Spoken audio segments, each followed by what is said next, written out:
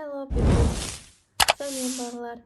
Біз бүгін 83-ші беттегі тапсырмаларды бірге орындаймыз. 6-шы бөлім Healthy World, денсаулық туралы бөлім. Бірінші тапсырма. Look at the picture, answer the question. Мына суретке қарап, сұрақтарға жауап бер дейді. Бірінші сұрағымыз Where are the children? Балалар қай жерде?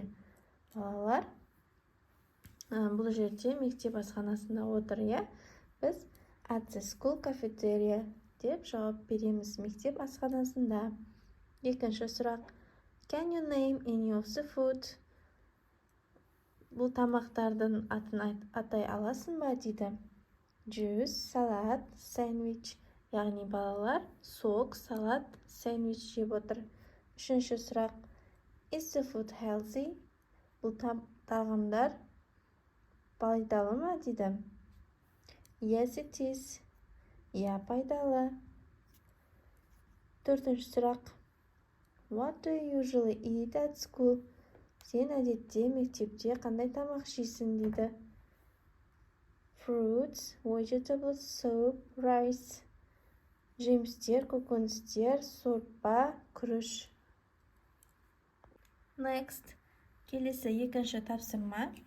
Read and choose. There are two extras. Бұл жерде оқып, екі артық сөйлем бар дейді, соны тап дейді. Healthy eating, дұрыс тамақтану. Gives your body what it needs to work properly. Ағзаға дұрыс істеу үшін не керектігін береді дейді. Ол дұрыс. Healthy eating gives you more energy. Дұрыс тамақтану көп энергия береді дейді. Ол дұрыс. Healthy eating makes you fat. Дұрыс тамақтану семіртіріп жібереді дейді. Ол қате. Келесі. Healthy eating stops you getting sick. Дұрыс тамақтану көп ауыра беруден сақтайды дейді.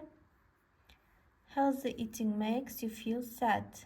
Дұрыс тамақтану сені көңілсіз етіп қояды дейді.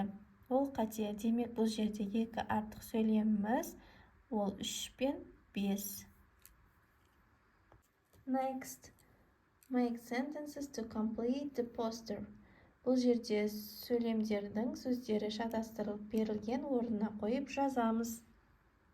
For ways to a healthy body. Дені сау болудың 4 нұсқасы деп жазып қойыпты. Біріншісі. Eat more fruit and vegetables. Көп жемістер мен көкөністерді жеуіміз қажет. Екіншісі. Get active every day.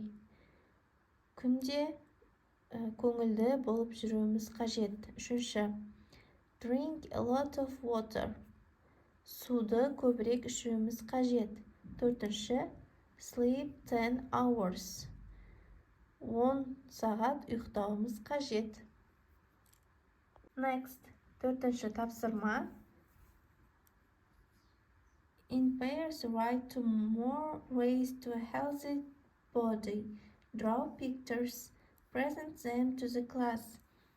Бұл жерде дені сау болу үшін тағы екі нұсқаны жаз дейді, және оны ол туралы сурет сызып классқа көрсет дейді. Мысалға, don't eat sweets, walk in the fresh air. Тәттілерді жемеу керек деніміз сау болу үшін, және де таза ауада көбірек серуендеуіміз қажет. Балалар, осымен біздің тапсырмаларымыз аяқталды. Видео ұнаған болса, лайк басып, подписаться етуді ұмытпа.